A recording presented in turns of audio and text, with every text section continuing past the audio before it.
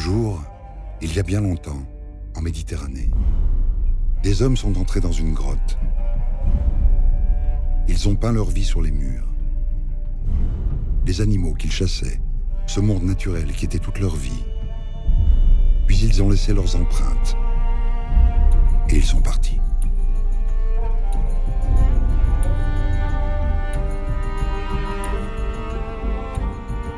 C'était il y a 27 000 ans.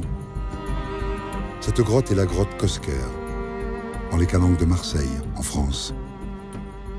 Ce sanctuaire unique au monde est désormais inaccessible. La grotte a été engloutie par la mer. Cette mer, c'est la Méditerranée.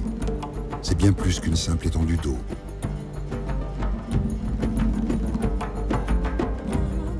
C'est la mer qui a vu grandir les civilisations humaines.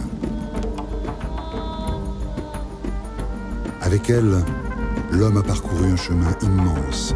Il a découvert l'agriculture, il a inventé le commerce, la géométrie, l'écriture. En Méditerranée, l'homme a fondé de vastes empires, imaginé des cités immenses. Il a fait de cette région la terre des premières démocraties et des philosophes. La terre des religions du livre, le judaïsme, la chrétienté et l'islam, qui sont depuis devenues les religions officielles de la moitié de l'humanité. Enfin, la Méditerranée aujourd'hui, c'est 427 millions d'habitants et 24 pays. Et pourtant aujourd'hui on ne voit plus cette Méditerranée. On ne voit que ces guerres fratricides, ces tensions entre pays riverains.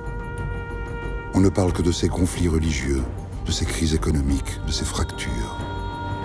Aurait-on oublié l'héritage universel de la Méditerranée? Et plus encore, aurait-on oublié combien cette région reste liée à notre propre histoire? Il faut ouvrir les yeux. Il faut voir les enfants jouer dans les quartiers palestiniens de Beyrouth et comprendre que malgré les différences, ici, on a appris à vivre en communauté. Voir les troupeaux dans les plaines d'Algérie pour comprendre ce que change le climat et ce que changera ce même climat demain sur le reste de la planète. Voir Venise et voir aujourd'hui comment on regarde Venise pour se dire que peut-être on se trompe dans cette course à la démesure. En un mot, prendre de la hauteur pour voir la Méditerranée autrement. Voici le récit de ce voyage inédit. Un voyage à la rencontre d'une mer au destin unique. Cette Mare Nostrum, notre mer à tous, qu'on appelle la Méditerranée.